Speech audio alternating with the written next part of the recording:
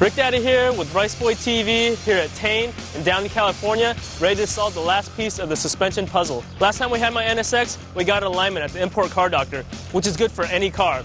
But if you really want to go to the track, you need to get a quarter balance. That's why we're here. My boy Philip Chase, aka Felipe Chavez, is in the back setting up the scales, so I'm going to roll my car in and put him to work. A good quarter balancing job takes an average about 2 to 3 hours, so I'm just going to sit in here and wait. Just kidding, I brought weights. Oh, damn, I'm heavy. It's a rice boy diet. I have Philip Chase here. He's the marketing director for Tein USA. We already got the car set up, so he's going to break down the importance of corner balancing and the steps involved. Corner balancing is important for any car that goes on the track. And basically what we're trying to do is get the weights over each tire to be the same. So this is going to help during cornering, braking, and acceleration. Here at Tein, we're a suspension manufacturer, and that's all we do. So corner balancing is an important part of getting the optimal performance at the track. Usually corner balancing is done here at Tein USA by our R&D department, and it's headed up by Mr. Takizawa, who has 5 years of racing experience in Japan. He supported cars in Super Taikyu, Integral Mountain Make Race. He's been to Nürburgring for 24-hour race. And we actually don't usually take in customers, but since Rice Boy is so special, we brought him in today.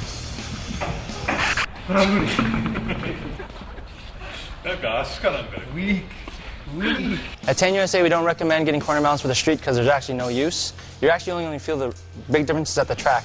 Because on the street, I mean, you might have your girlfriend in the car, your gas might be low, you might have your book bag in the back. These are all going to throw off the corner balance, so it's pretty much pointless. The initial steps of corner balance is first to check that the car doesn't have anything that's not supposed to be in the car on the track. So spare tires out, the gas tank is full or at half, and we have the weight of the driver in the driver's seat. Next, we're going to take the ride height, which is taken from wheel center to fender. This is kind of tricky if you've got over fenders or aftermarket body kit, as the measurement might be a little off.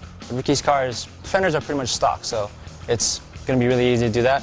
Next, we'll take the camber angle for all 4 tires. We take this because this affects the ride height in the car. The ride height is important because you can't have the ride height be too far off between right and left, even though we're trying to corner balance the car. So basically, corner balance is we're trying to get the weight over the tires to be the same. And we're doing this by raising coilovers or lowering coilovers, and that's going to change the weight on the opposite kind of corner on the car. Next, put the car on the scales, take the weight, and we're taking the cross weight and each weight on each wheel. So we're actually looking for a cross weight of 50-50. All right, Phil, how bad is it, and what do all these numbers on the clipboard mean? This is basically the ride height, and this plus sign is actually, this is front driver side, front passenger side, rear driver side, rear passenger side. So you can see we did the ride height, the camber, the corner weights, and we took the tire pressure as well.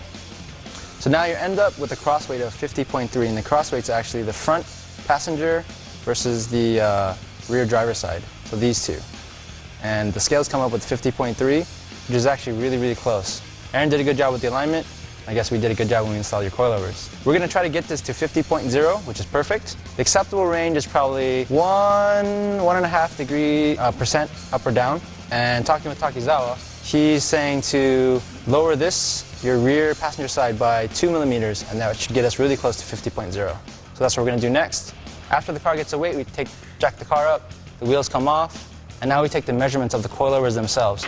Now Ricky has monoflex, so the lower brackets are adjustable, meaning that we'll take the measurements between the lower bracket and some other given point, and we're going to adjust how short or long the coilover actually is. We're not going to touch the spring seat because that'll change the performance of the coilover as well. Put the wheels back on, Ricky will have to drive the car around, come back onto the scales, see where we're at, and do it all over again. After that initial adjustment, we're going to drive the car around the block, do a couple circles, let the suspension settle in, then roll it back on the scales and see how close we got to 50%. All right, I see the 50.0 circled over there. Does that mean we made it? We got it.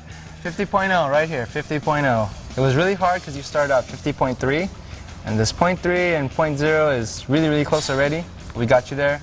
Ended up lowering the back passenger side just a little bit, so now the ride height in the back from right to left is pretty much the same too. It's only 1 millimeter off. Perfect.